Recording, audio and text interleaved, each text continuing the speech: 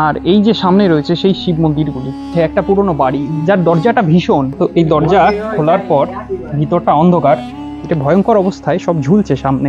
তো একা একা এই ভিতরে জায়গার মতন প্রবেশ করলে মানে সে এক গা ছমছমের ব্যাপার। আর এই দরজাটা একবার দেখো, আমার মতন আরেকজন আমার উপরে দাঁড়ালেও বোধহয় দরজাটা ছুতে পারবে না। তবে ভাবলেই অবাক লাগে একসময় এই স্থানগুলি কত সমৃদ্ধশালী ছিল।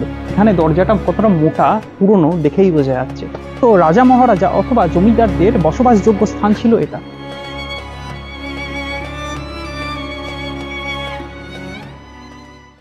তো হ্যালো বন্ধুরা, কেমন আছো তোমরা সবাই? আশা করি অনেক ভালো আছো। তো আমার একটি নতুন ভিডিওতে তোমাদের সকলকে স্বাগত জানাই। আজ তোমাদের যেই জায়গাটায় নিয়ে যাব সেই জায়গাটা হবে একটু অন্যরকম। দেখো, আমাদের কর্মব্যস্ত জীবনে আমরা যদি একটি ছুটি পাই তাহলে আমরা দূরে দূরে কোথাও ঘুরতে যাওয়ার চেষ্টা করি, যেমন নদী, পাহাড়, সমুদ্র ইত্যাদি দেখার জন্য। কিন্তু আমাদের বাড়ির কাছেই যে কত সুন্দর সুন্দর জায়গা রয়েছে সেই স্থানগুলোকে কিন্তু আমরা উপেক্ষা করে চলি। তো আজকে সেই রকমই একটা জায়গায় তোমাদের নিয়ে যাব। তো সেই কারণে আজ দুই বন্ধু মিলে একটা স্কুটি নিয়ে বেরিয়ে পড়েছি বাড়ি থেকে অজানার খোঁজে। চলো এবার তোমাদের বলি সেই জায়গাটা কোথায়। এটি পূর্ব বর্ধমান জেলার শ্রীবাটি গ্রামে অবস্থিত, যেখানে রয়েছে 3টি টেরাকোটা কাজ সমৃদ্ধ শিব মন্দির। খুব সুন্দর জায়গা। তো চলো, বেশি কিছু বলবো না, ওখানে গিয়েই তোমাদের দেখাবো।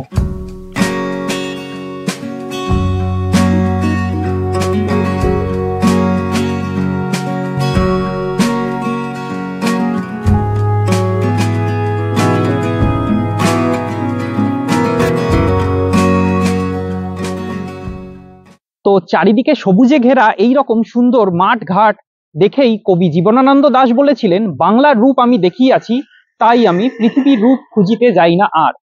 কথাটা সত্যি, আমরা যদি বাংলার সব জায়গা দেখে নিই তাহলে আমাদের আর পৃথিবী ভ্রমণ করার প্রয়োজন নেই।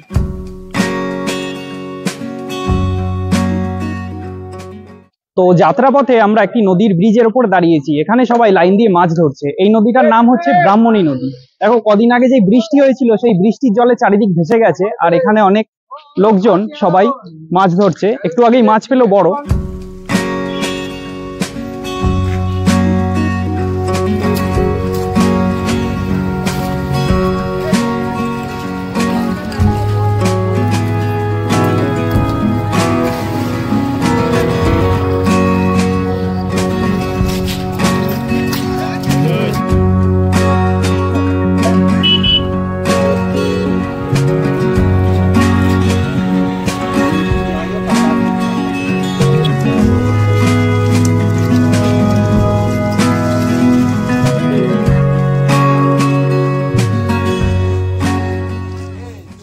তো গ্রাম বাংলার এরকম সুন্দর প্রকৃতি দেখে আমরা এগিয়ে যাব আরো সামনের দিকে, আমাদের গন্তব্যের দিকে। চলো যাওয়া যাক।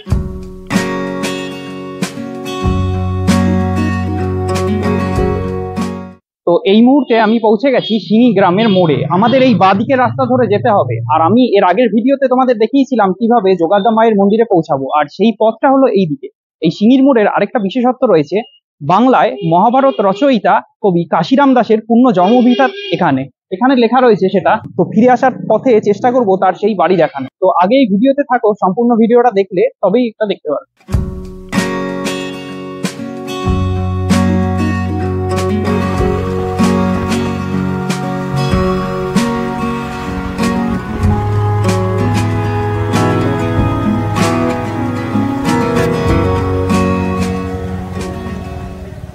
তো এখন আমি এসে পৌঁছালাম শ্রীবাটি বাস স্ট্যান্ডের এখানে। এই ডান দিকে রয়েছে বাস স্টপ, এখান থেকে বাসে করে নেমেও যাওয়া যায়। আর আমরা এই পথ ধরে যাব এইদিকে ভিতরে, গ্রামের ভিতর।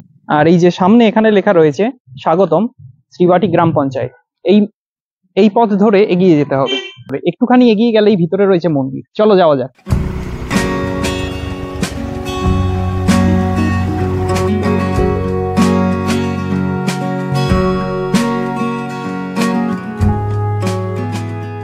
তো গ্রামের ভিতরে প্রবেশ করার পর একটা সরু রাস্তা ধরে আমরা যাচ্ছি। এদিকে দুদিকে প্রচুর বাড়িঘর রয়েছে, যেগুলো খুবই পুরনো, খুব জীর্ণ অবস্থায় রয়েছে। যেমন এইদিকে একটি বাড়ি রয়েছে, আর একটু এগিয়ে যাই সামনে দেখাই আরেকটি বাড়ি, এটা ভয়ঙ্কর অবস্থায় সব ঝুলছে সামনে। যেমন আমার এই ডান দিকের এই বাড়িটা দেখেই মনে হচ্ছে যে এটা কত পুরনো। সম্ভবত এখন কেউ থাকে না এখানে এই বাড়িগুলিতে, দেখবো ফিরে আসার পথে ভিতরে ঢুকে। তো এই সরু পথ ধরে এই সামনের দিকে এগিয়ে গেলেই রয়েছে সেই পুরনো শিব মন্দিরগুলি। এইখানে দেখো একটা পুরনো দালান, এদিকেও রয়েছে কিছু পুরনো।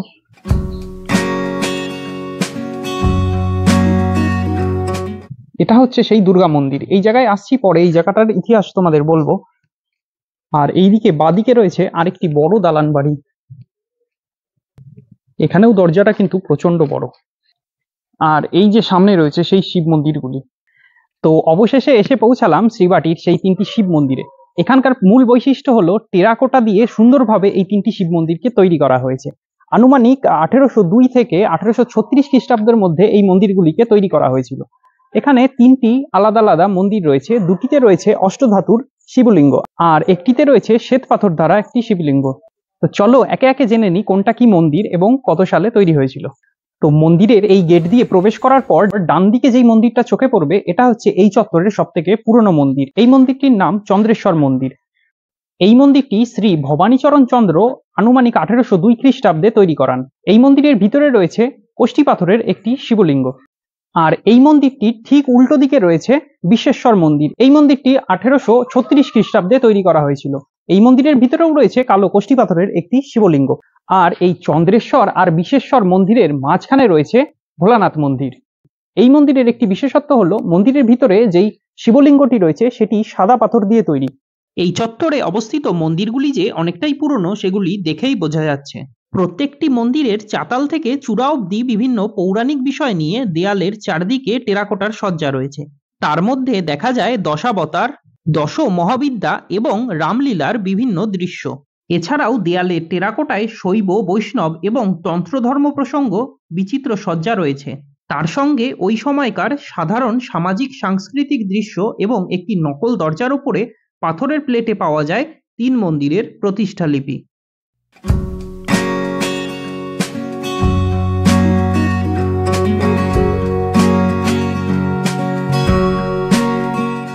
তবে ভেবে দেখুন, আজ থেকে প্রায় 220 থেকে 30 বছর আগে এই মন্দিরগুলিকে তৈরি করা হয়েছিল। তখনকার সময় আধুনিক যন্ত্রপাতি ছাড়াই এত নিপুণ কারুকার্যের মন্দির তৈরি করা হয়েছে। সম্পূর্ণ মন্দির টেরাকোটার কাজে সমৃদ্ধ। এবার চলুন এই মন্দির চত্বর থেকে এগিয়ে যাই এই পথের দিকে। পথের দুধারে দেখতে পাবেন দু সাইডে অনেক পুরনো জমিদার বাড়ি, বিভিন্ন দুর্গা মঞ্চ ইত্যাদি রয়েছে। তো আমার এই দিকে এই মন্দিরের ঠিক উল্টো দিকেই রয়েছে একটা পুরনো বাড়ি, যার দরজাটা ভীষণ। চলো দেখা যাক ভিতরে কিছু আছে নাকি। তো এই দরজা খোলার পর ভিতরটা অন্ধকার, দেখা যাক ভিতরে কেউ আছে নাকি। গা ছমছমে ব্যাপার, চলো এগিয়ে যাওয়া যাক।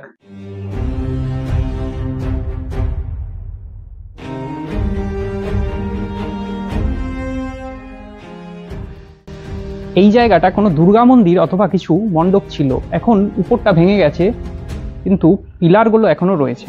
সম্ভবত এই স্থানে এখন কেউ থাকে বাড়ির ভিতরে।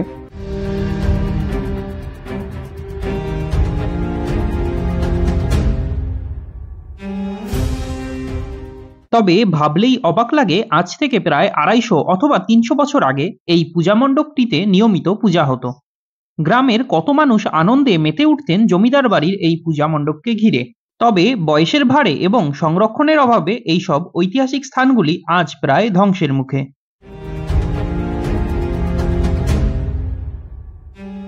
শিব মন্দির চত্বর থেকে দুদিকে এগিয়ে গেলে ডান দিকে বাঁ দিকে প্রচুর পুরনো জমিদার বাড়ি দেখা যায়। তো এখন যেখানে প্রবেশ করছি এটাও একটি জমিদার বাড়ি। এখানে কাঠের দরজাগুলো দেখো, প্রায় আমার 4 আঙুলের সমান মোটা শক্ত কাঠের দরজা। এইটিও একটি পুরনো জমিদার বাড়ি, কিন্তু উপর দিয়ে প্লাস্টার করে দেওয়া হয়েছে যাতে চুনচুরকি বা সেই ইটগুলো খসে না পড়ে। আর এই জমিদার বাড়ির ঠিক এইখানে রয়েছে একটি দুর্গা মন্দির। এই মন্দিরে আজও পুজো হয়। তার প্রমাণস্বরূপ রয়েছে ওখানে দুর্গা প্রতিমা তৈরি করা হচ্ছে। সম্ভবত এই বাড়িতে এখন কেউ থাকে না, কিন্তু এই বাড়ির মালিকরা পুজোর সময় পুজো কাটিয়ে আবার ফিরে যান। মূলত ছড়িয়ে ছিটিয়ে রয়েছে সব বাড়িগুলি এদিকে, আর সেগুলির মধ্যেই একটি হলো এই বাড়িটি। তো এখন যেই জমিদার বাড়ির সামনে রয়েছি সেই জমিদার বাড়ির দরজাটা একবার দেখো। আমার মতন আরেকজন আমার উপরে দাঁড়ালেও বোধহয় দরজাটা ছুতে পারবে না। আর এই দরজার দুপাশে রয়েছে কলা গাছের থামের মতন বিভিন্ন থাম। তো চলো এবার এই জমিদার বাড়ির ভিতর দিকে প্রবেশ করে দেখি ভিতরে এখনো কিছু অবশিষ্ট আছে নাকি। তো এই স্থানে প্রবেশ করার পর দেখলাম চারিদিকে জঙ্গলের মধ্যে অবস্থিত রয়েছে একটি ছোট্ট মণ্ডপ। যদিও এটা আগে ছোট ছিল না, দেখেই বোঝা যাচ্ছে সমস্ত কিছু ভেঙে গেছে, শুধু মণ্ডপটুকু অবশিষ্ট রয়েছে। আর ভিতরে রয়েছে একটি কালী মূর্তি। এখানে দেখতে পারবে একটা দরজা রয়েছে, আর এখানে দরজাটা কতটা মোটা পুরনো দেখেই বোঝা যাচ্ছে। তো তো এখানে তালা মারা, সম্ভবত কেউ থাকে না ভিতরে। তো এই পথ ধরে আসার সময় রাস্তার এই ডান দিকে দেখা যাবে ভবানীবাগ নামে একটি পুরনো বাড়ি। এটিও সম্ভবত একটি জমিদার বাড়ি। তো চলো ভিতরে দেখা যাক কি রয়েছে।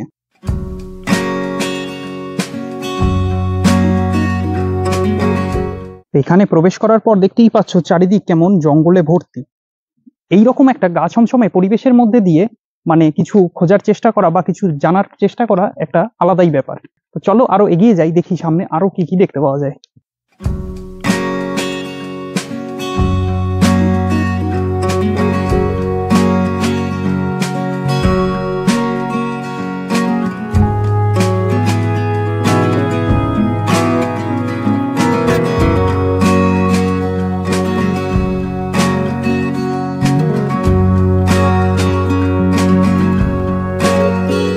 এদিকে বাড়ির প্রায় ভগ্নাপ্রায় অবস্থা, প্রায় ভগ্ন হয়ে গেছে বললেই চলে।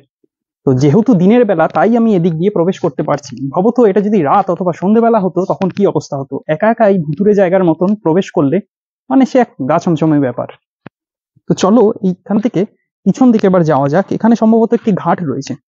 তো এইদিকে সোজা পুরো চলে আসলে এইদিকে দেখা যাবে বিশাল এক পুকুর, ঠিক আছে। আর এই সেই পুকুরের পাড়েই রয়েছে একটি পুরনো ঘাট। এই ঘাট এখনো সম্ভবত ব্যবহার করা হয়, তাই এখানে কিছু সাইকেল এবং ওখানে কিছু জামা কাপড় রয়েছে। এখানে রয়েছে একটি পুরনো তুলসী মন্দির। আর এইদিকে রয়েছে সেই পুরনো বাড়ির মানে এটা জমিদার বাড়ির পিছনের অংশ।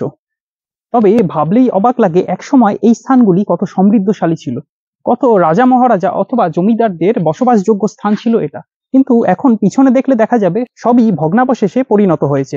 এখন এখানে আর কেউ বসবাস করে না। ভিতরে কিছু জমিদার বাড়ির অবশিষ্ট রয়েছে, সেখানে কিছু মানুষ থাকলেও এই জায়গাগুলি আর বাসযোগ্য নয়। তো বন্ধুরা, এই ছিল শ্রীবাটি গ্রামের কিছু দর্শনীয় এবং পুরাতন স্থান যেগুলি তোমাদের সামনে আমি তুলে ধরলাম। তো ভিডিওটি কেমন লাগলো অবশ্যই কমেন্টে জানাবে। তো এইরকম ভিডিও আরো দেখার জন্য চ্যানেলটিকে করে নেবে সাবস্ক্রাইব। তো দেখা হচ্ছে আবার নেক্সট ভিডিওতে, ততক্ষণের জন্য টাটা।